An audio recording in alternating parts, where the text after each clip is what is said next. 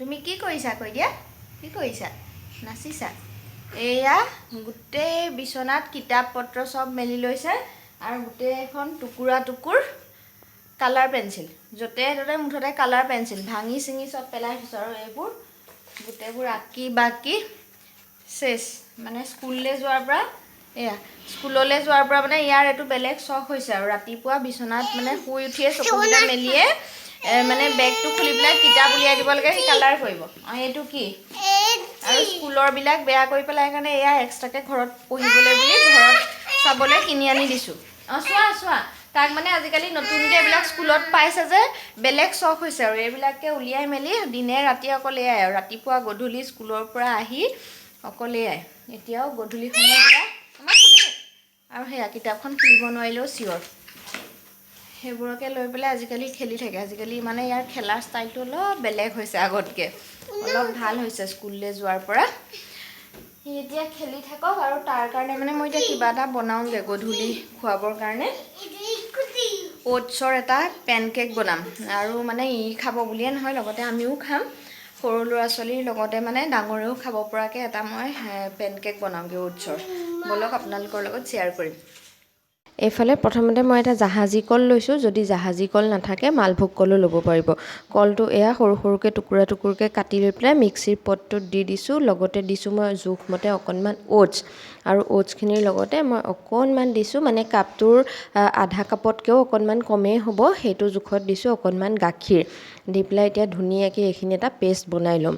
আৰু এয়া দেখিছেনে মোৰ পেষ্টটো বনাই ৰেডি হৈ গ'ল মানে ইমান বেছি গোটা নথকাকৈ বনাব লাগিব অকণমান মিহিকৈ বনাব লাগিব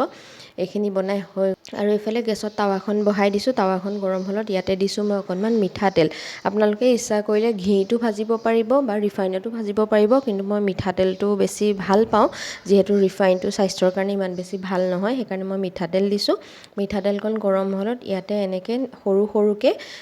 মানে ইয়াৰ বেটাৰটো ওটছৰ বেটাৰটো দি দিছোঁ মই প্ৰথমতে ইয়াত 3টা বনাইছোঁ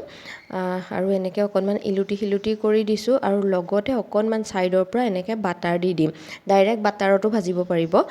মই মিঠাতেলৰ লগতে অকণমান বাটাৰ দি দিছোঁ আৰু এয়া অকণমান ইলুটি শিলুটি কৰি দিয়াৰ পাছতে মোৰ ওটছৰ পেনকেক ৰেডি হৈ গ'ল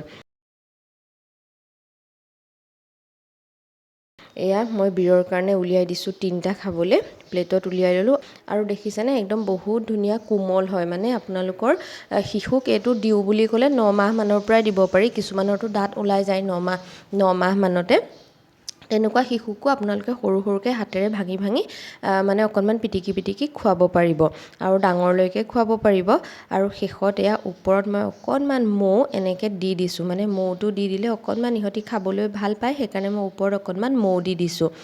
এয়া ৰেডি হৈ গ'ল আপোনালোকৰ ঘৰতো শিশু আছে যদি এনেকৈ বনাই খুৱাব পাৰিব মই কৈছোঁ 9 মাহ মানৰ পৰাই খুৱাব পাৰিব যদিহে আপোনাৰ শিশুটোৰ দাঁত ওলাই যায় 9 মাহ মানতে তেতিয়াৰ পৰাই খুৱাব পাৰিব আৰু শিশুসকলৰ লগতে আপোনালোকেও খাব পাৰিব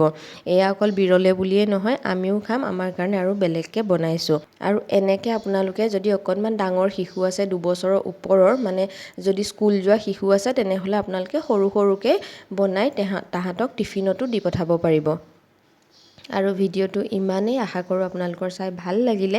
আকৌ লগ পাম অন্য এটা ভিডিঅ'ত আজিলৈ আহোঁ বাই বাই